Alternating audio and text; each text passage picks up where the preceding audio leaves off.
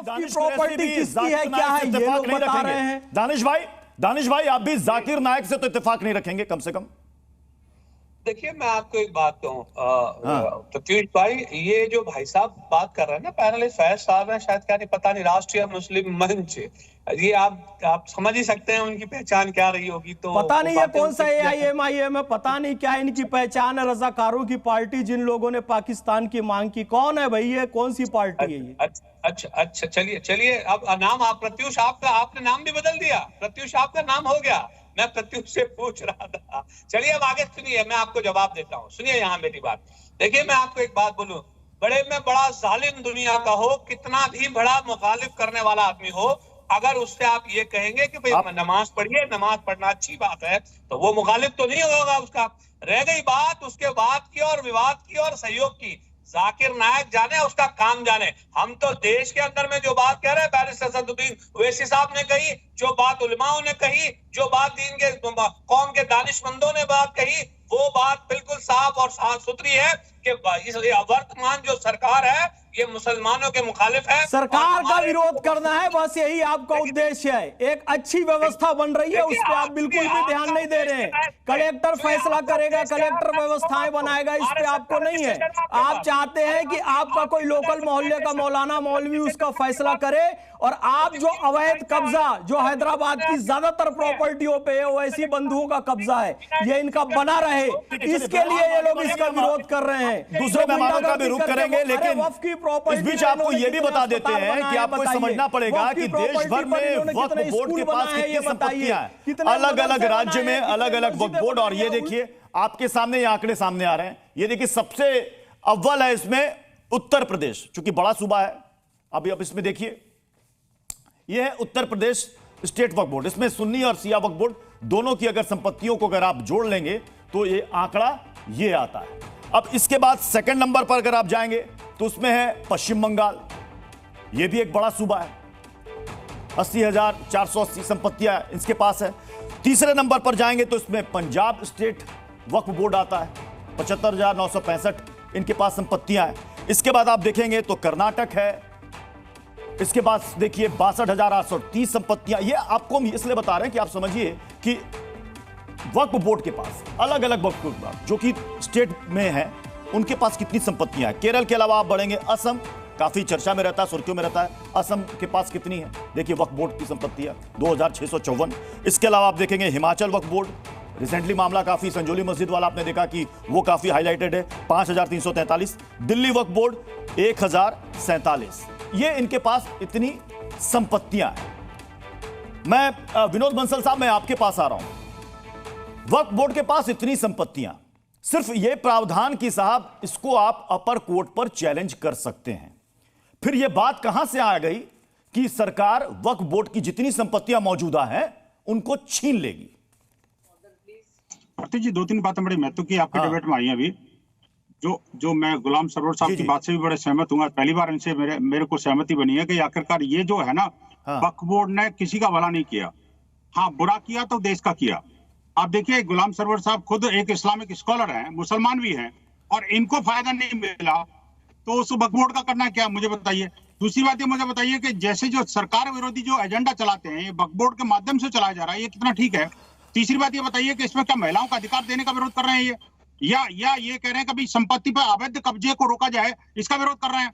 आप मुझे बताइए कि इसमें से इस वक्फ बोर्ड बिल से, इसमें आपके पैनल में बैठे हुए सभी लोगों से पूछना चाहता हूं, कोई एक बता दे कि आखिरकार इस वक्फ बोर्ड के आने से, वक्फ बोर्ड अमेंडमेंट बिल के आने से क्या किसी मुसलमान की कोई संपत्ति छिन जाएगी क्या? किसी मुसलमान की किसी संपत्ति पर कोई दाग लग जाएगा क्या? जिस तरह से मस्जिद मदरसों का और उनका प्रयोग किया जा रहा है भारत के विरुद्ध युद्ध करने का, कि साहब हमारी मस्जिदें छिन जाएंगी, हमारे मदरसे छिन जाएंगे, हमारे कब्रिस्तान छिन जाएंगे, तो आखिरकार ऐसा कौन सा प्रोविजन है जिसकी वजह से छिन जाएंगे? और मुझे बताइए आखिरकार ये जो लैंड ग्रैबिंग का जो स्पेशल पावर दे रखी है, जो अधिकार आज राष्ट्रपति के पास नहीं है भारत के, जो अधिकार आज प्रधानमंत्री के पास नहीं है, कैबिनेट के पास नहीं है, कि किसी भी संपत्ति को अपना उंगली उठा दो और उसके बाद वो अपनी मेरी और मेरे बाप की हो जाए, तो आखिरकार ये क्या, ये सीमित अधिकार वक्फ बोर्ड को मिलने चाहिए क्या? ये जो है लोकतंत्र की हत्या है। जिसने भी ये कानून बनाया वो लोकतंत्र की हत्या करके बनाया। कांग्रेस के कुकर्मों का अब पर्दाफाश करने की आवश्यकता है। और देखिए इससे कम पास से भी कम आऊंगा, लेकिन उससे पहले मैं एक बार ग्राउंड जीरो पर चलूंगा। हमारे साथ हैं जामिया नगर से हमारे साथ मुबश्शिर इस वक्त जुड़े हुए हैं। मुबश्शिर, ये बताइए कि दिल्ली में कई सारी ऐसी संपत्तियां हैं जिसको लेकर काफी विवाद है। वक्फ बोर्ड, ईएसआई ये कहता है कि भाई इसमें आपने जबरन कब्जा कर लिया, इसने ये कहता है कि आपने इस पर जबरन कब्जा कर लिया। क्या कह रहे हैं वहां पर लोग? देखिए, जिस तरीके से वक्फ को लेकर दिल्ली की अगर जैसे हम बात कर रहे हैं, खास तौर पर जब 123 प्रॉपर्टी को सुप्रीम कोर्ट में जब ये चैलेंज किया गया तो 123 प्रॉपर्टी पर स्टे दिया गया था। यानी 123 प्रॉपर्टी ऐसी थी जो वक्फ बोर्ड के अंडर में थी, जिसमें चाहे वो दिल्ली सेंट्रल के LNDO हो, लैंड एंड डेवलपमेंट हो, या फिर DDA हो या MCD हो, ये इनका आपसी एक विवाद था कि जिस तरीके से ज़मीनों पर कब्जे की बात कर रही थी। कहीं कहा गया DDA की तरफ से कहा गया कि हमारी ज़मीन है, कब्जा किया हुआ है, कहीं बहुत सारी ऐसी चीज़ें थी। लेकिन जो लोग थे वहाँ के, जो स्थानीय लोग थे, उनका कहना था कि 100 200 साल, यानी DDA भी उस वक्त मौजूद नहीं था, सरकार नहीं था, जब देश ही आज़ाद नहीं था। आप लोगों से बात कीजिए, आप लोगों से बात कीजिए, थोड़ा सा टटोलिए, वो क्या कह रहे हैं इस चर्चा और विवाद के बीच? ये क्या कह रहे हैं, ये क्या सोच रहे हैं, इन्होंने कितना समझा है इस संशोधन को? बिल्कुल बात करने की कोशिश करते हैं। वैसा सिकंदर कितना समझा अभी तक जो वक्फ अमेंडमेंट एक्ट आया है? कहा जा रहा है कि प्रॉपर्टियां हैं वो सरकार के अंदर में चली जाएंगी, सारी पावर DM के हाथ में हो जाएंगी। आपने क्या समझा इसमें, और क्या लग रहा है आपको कि इस तरीके की चीज़ें होंगी क्या? देखिए, ऐसा है, ये जो बिल आया है ना, इसमें जो मंशा है बिल्कुल वो सिर्फ और सिर्फ एक जो होता है ना, जैसे ज़मीन माफिया के जो लोग होते हैं कब्जा करने की नीयत, सिर्फ वो है। इस गवर्नमेंट की कोई भी नीयत इसमें ऐसी नहीं है कि इसमें मुल्क का फ़ायदा हो या कौम का फ़ायदा हो या किसी और का भी फ़ायदा हो। क्योंकि आप इस चीज़ से समझ सकते हैं कि अगर ये बिल फ़ायदे का होता, अपोजिशन में जो है हमारे हिंदू भाई भी हैं, मुसलमान भी हैं, सिख भी हैं, क्रिश्चियन भी हैं, उन लोगों ने इसका विरोध करा है। तो इससे क्या मतलब कि पूरा हिंदुस्तान नहीं चाहता कि ये बिल आए। और ये, लेकिन ये सरकार क्या है, ये सरकार की मंशा, इसके दिल में कुछ और होता है और इसकी करने में अंतर ज़मीन आसमान का होता है। आपको मालूम होगा, इससे पहले ये किसानों के लिए काला कानून लेकर आए थे, उसमें भी इनकी नीयत किसी और के लिए काम करने की थी। इस बिल में भी इनके दिलों में और कोई नियत है, ये कब्जा मतलब एक तरह से पूरा काबिज होना चाहते हैं। अब आप ये बताइए, ऐसा क्यों लग रहा है सिकंदर कि मतलब ये सिर्फ सरकार के अंदर चले? भाई कुछ चीज़ें हैं, जैसे 2-3 चीज़ें पॉइंट जैसे अभी ऐड किए गए हैं, हो सकता है उन पॉइंट्स पे एतराज़ हो सके, लेकिन पूरी तरीके से ये तो नहीं कहा जा सकता ना कि भाई जो ज़मीनें हैं वक्फ बोर्ड की वो सरकार के अंडर में चले जाएंगी, सरकार छीन लेगी सारे। वक्फ में कुछ हद तक फायदा जरूर हुआ है, लेकिन ज्यादा हद तक नुकसान हुआ है, जमीनें कब्जा हुई हैं। देखिए, कब्जा कराने वाली गवर्नमेंट ही तो है। लखनऊ में आपने देखा कि QR कोड के जरिए अपना विरोध दर्ज कराया जा रहा है। शाजिया इल्मी, ये बताइए, इसको लेकर राजनीतिक मुद्दा भी खड़ा हुआ और सबसे ज्यादा AIMIM प्रमुख असदुद्दीन ओवैसी। शाजिया इल्मी, ये राजनीतिक मुद्दा क्यों बन गया? बिल्कुल हैरत में हूँ, मुझे यकीन नहीं आ रहा है कि ये जहर उगलने की दुकान फिर से शुरू हो गई और पूरे थोक में जहर जो है बेचा जा रहा है और बाकायदा जहर डाला जा रहा है दिमागों में। आप ये देखिए, फिर से शुरुआत कर दी इन्होंने झूठ बोलने की। ये इससे अगर किसी का फायदा होता तो गरीब मुसलमान का होता, तलाकशुदा बहनों का होता, यतीमों का होता, मासूमों का होता। अब देखिए कैसे लोग हैं ये, मतलब इतनी ढेर सारी प्रॉपर्टी हड़पे हुए हैं। सबसे अमीर समुदाय जो है प्रॉपर्टी के मामले में वो है आज देश का मुसलमान, और सबसे गरीब कौन समुदाय इस देश में, वो भी मुसलमान। ये कैसे मुमकिन है? और आप सुनिए क्या कह रहे हैं, CAA में याद है आपको जी, भारतीय मुसलमानों का CAA से कुछ लेना देना नहीं था, लेकिन कैसे भड़काया, बूढ़ी औरतों को निकाल के लेकर आए, बच्चों को, माओ को, परिवारों को, और बिठाया और झूठ बोला। ये कैसे लोग हैं भाई, ये कैसे बदमाश लोग हैं जो जहर उगल रहे हैं, जो मुसलमानों के हक की बात है उनको कर रहे हैं। मैं मुसलमानों से कहूंगी इन बदमाशों की बातों में ना आए। ये वक्फ बोर्ड की जमीनें हैं गरीबों के लिए, गरीब मुसलमान के लिए है ये संशोधन। जो बैठे हुए ना ठेकेदार और जमींदार जमीनों के, उनके लिए नहीं है। तो आप समझे इस बात को, किसी को बरगलाने ना दें। झूठे लोग जो है ना सिर्फ झूठी बातें करते हैं, ये गरीब मुसलमानों के खिलाफ दानिश कुरैशी जी यहाँ तो हमारे साथ गुलाम सरवर साहब हैं जो कि खुद भुक्तभोगी हैं। गुलाम सरवर साहब खुद भुक्तभोगी हैं, क्या गड़बड़ झाला होता है? जी, देखिए मैं आपको जवाब दूं, दरअसल दिक्कत क्या है, शाजिया से मैंने सवाल पूछा, उन्होंने जवाब नहीं दिया। 16 लाख करोड़ रुपए मोदी सरकार ने अपने धनपतियों को दे दिए, उस पे बोल पाएंगी? नहीं बोल पाएंगी। अरे बात घटिए नहीं, आप बताइए क्यों बेवकूफ बना रहे हैं मुसलमानों को, किस तरह की राजनीति कर रहे हैं? बात को पलटिए नहीं, भागिए नहीं। सबसे अमीर समुदाय प्रॉपर्टी के मामले में, जायदाद के मामले में सबसे गरीब कैसे हो सकता है, इसके लिए आप जिम्मेदार हैं। All India Muslim person law board हो या वक्फ बोर्ड के मुख्तलिफ चेयरमैन हो, कोई इस देश के संविधान से बड़ा नहीं है।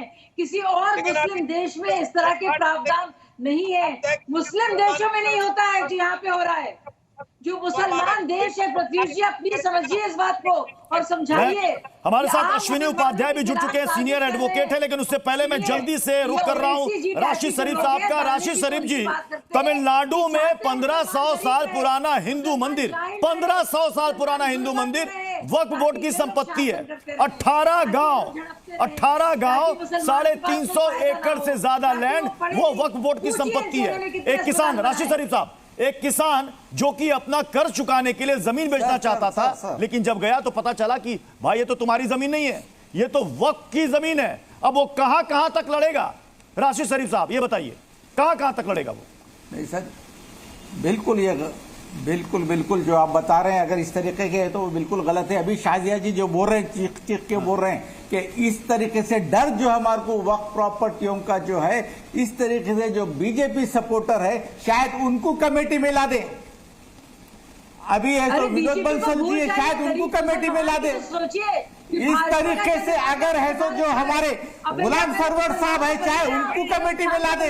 डर हमारे को इस बात का है और जरूरत नहीं है सर, मेरी प्रॉपर्टी है, अल्लाह की जमीन है सर, वो मेरी प्रॉपर्टी है। नुकसान हो रहा तो मेरा हो रहा, फायदा होगा तो मेरा होगा। आप लोग क्या ट्रिपल तलाक के लिए क्या 370 के जबरन जो करे हैं आप लोग, इस तरीके से ये भी काम करना चाह रहे हैं इस तरीके से? अरे ये हमारे को डर सिर्फ हुकूमत की नहीं है। गुलाम सरवर साहब ने अपनी बीती बताई है, गुलाम सरवर साहब ने अपनी आप बीती बताई है कि उनके साथ क्या हुआ, नहीं कैसे जमीन पर कब्जा किया जाता है, उसको लड़ते रहिए। हमारे सब में ठहर के ये मुनाफिक लोग नहीं, ये मुनाफिक लोग हैं जो हमारे सफों में ठहर के हमारे खिलाफ बात करते हैं। लोग कि हमारे समाज और हमारे माशरे का फायदा हो, ये लोग मुनाफिक लोग हैं सर, हमारे सफों में ठहर के हमारे खिलाफ आने वाले लोग हैं। ये हमारे साथ ठहरने, आज पूरा हिंदुस्तान का मुसलमान ठहरा है, ये बता रहा है कि ये वक्फ बिल जो आने वाला है उसके हम खिलाफ है। तो आपको क्या जरूरत है, जब हम खिलाफ हो तो आप क्यों दिलचस्पी दिखा रहे? जब मालूम है कि मुसलमान पूरा खिलाफ है वक्फ बिल आने के, तो आप क्यों इतनी दिलचस्पी दिखा रहे? आपकी नीयत क्या है? आपकी नीयत है कलेक्टर को बिठाने की, आपकी नीयत है कलेक्टर को बिठाने की। ऐसे कलेक्टर को बिठाएंगे तो आपकी इज्जत क्या होगा? अश्विनी उपाध्याय का विरोध कर, अश्विनी उपाध्याय अभी हमारे साथ। अश्विनी उपाध्याय, आपने तो इसको लेकर के पिटीशन भी लगाई थी। अश्विनी उपाध्याय जी, आपने इसको लेकर के तो पिटीशन भी लगाई थी।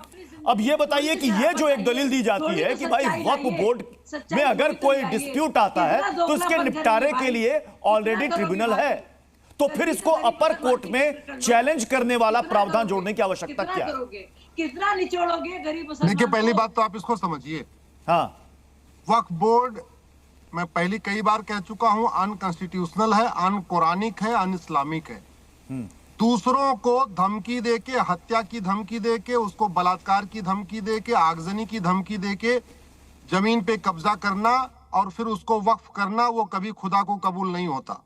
वक्फ की जाती है जो जायज तरीके से कमाई गई हो, चाहे वो पुश्तैनी जमीन हो या अपनी जमीन हो। इसका मतलब ये हुआ मुगलों को, नवाबों को, निजामों को वक्फ का अधिकारी नहीं था, क्योंकि वो भारत में आए थे, तलवार के दम पे दूसरों की जमीन कब्जा किया।